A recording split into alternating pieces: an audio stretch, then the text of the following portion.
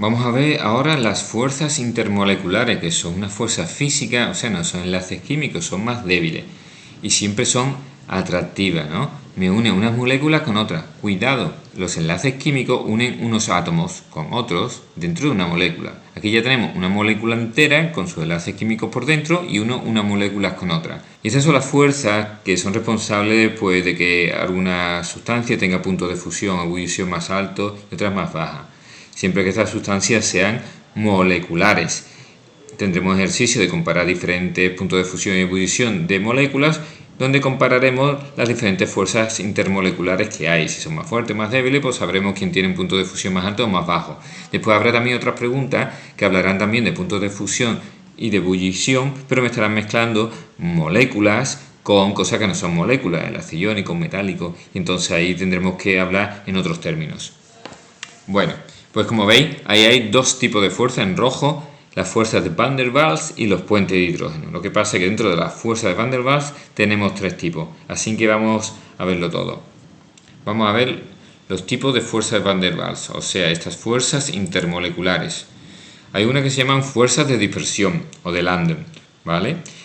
¿Por qué pasan estas fuerzas? Pues mira, las nubes electrónicas pues fluctúan. Tenemos aquí, por ejemplo, una molécula que por muy apolar que sea, en algún momento los electrones coinciden que están más por la izquierda que por la derecha. Entonces se forman dipolos instantáneos.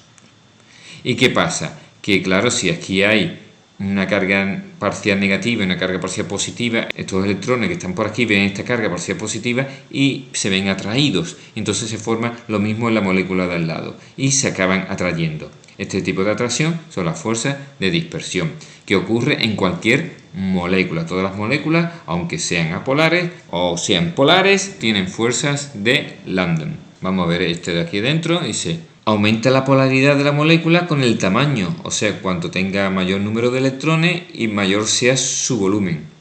¿Qué?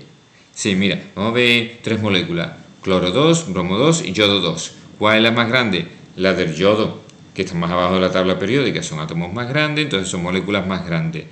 Claro, ¿dónde van a estar los electrones más despistados? ¿Aquí que están cerquitas del núcleo o aquí que están súper lejos en otra capa, dos capas más arriba? Esta nube es más polarizable, hay más electrones, más volumen, entonces al ser más polarizable puede pasar lo que pasa aquí, que los electrones se vayan más hacia un lado que otro, entonces las vecinas y entonces se atraen. Consecuencia de esto es que el yodo es sólido, aunque puede sublimar con un poquito de temperatura, a temperatura ambiente. El yodo es sólido, el bromo es líquido y el cloro es gaseoso. Vemos como los puntos de ebullición, de fusión, son mayores cuanto más grande la molécula, si la única fuerza que une unas moléculas con otras es la fuerza de dispersión o de Landen. Aquí tenemos otro ejemplo.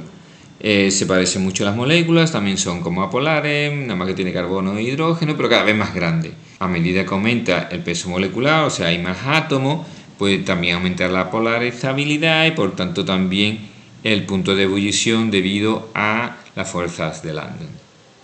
Ya está. Venga, pues ya hemos visto una. La fuerza de dispersión de Landen. Ahora vamos a ver dipolo-dipolo.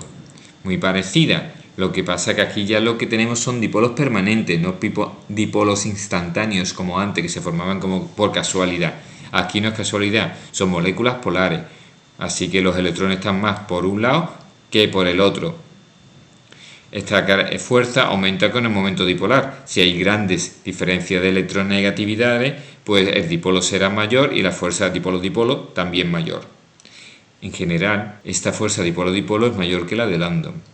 Así que si comparamos una que es apolar y solo tiene fuerza de Landen con otra que tiene fuerza de Landen pero también tiene fuerza dipolo-dipolo porque es polar, el punto de fusión y ebullición será mayor. En general, las moléculas con mayor momento dipolar tienen mayores puntos de fusión y ebullición, siempre que los tamaños sean parecidos. Puede pasar que al final importe tanto la de Landen que el tamaño importe. Para las moléculas que son muy grandes, puede ser que una molécula que sea muy grande, aunque tenga un momento dipolar más pequeño que otra, al final gane lo del tamaño que lo de Landen frente a la fuerza dipolo-dipolo, ¿vale? Siempre y cuando los tamaños sean muy diferentes. Pero sería lo menos normal. Lo más normal que dipolo-dipolo más fuerte que Lambda. La de Lambda dependía del tamaño, la de dipolo-dipolo depende del momento dipolar, o sea, diferencia de electronegatividades. Venga, ya hemos visto 2 de 3. La tercera.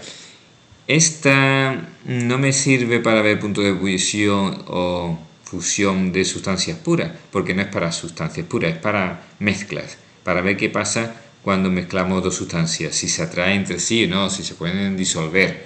Vamos a verlo. Las fuerzas dipolo inducido. Ajá, es como una mezcla de antes, ¿verdad?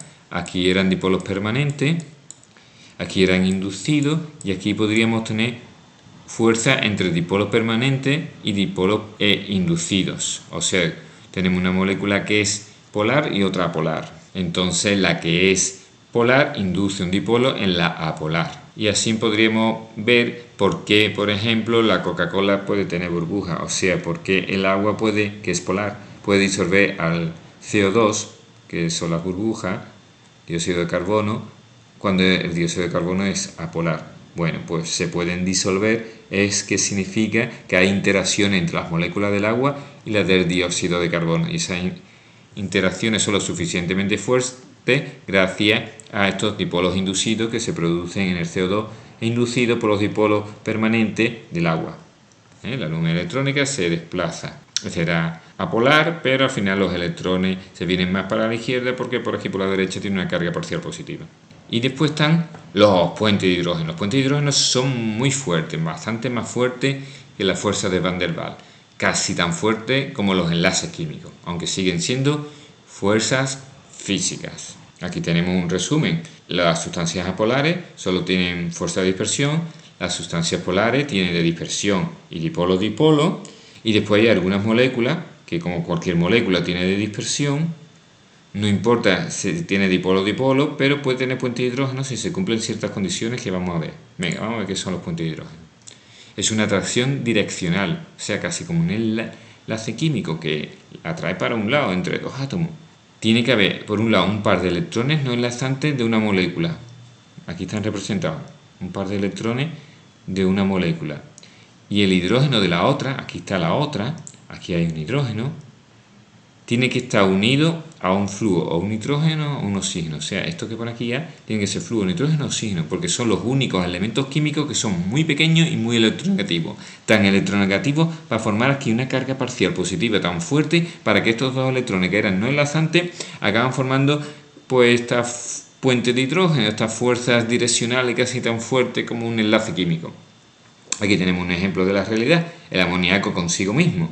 Pues una molécula tiene un par de electrones, la otra molécula tiene un hidrógeno con un enlace muy polarizado porque está unido a otro nitrógeno y aquí se forma el puente hidrógeno que normalmente se representa con guiones. No tiene que ser siempre la misma molécula consigo mismo. Aquí tenemos el agua con otra molécula. Pues vemos que hay un hidrógeno unido a un oxígeno, que es uno de estos tres átomos que son tan electronegativos y pequeños como para provocar aquí una carga parcial positiva muy grande que puede atraer al par de electrones enlazantes. Bueno, tiene tres pares de electrones enlazantes, uno de ellos, y formar este enlace. Pues con eso hemos puesto las fuerzas intermoleculares. Un saludo.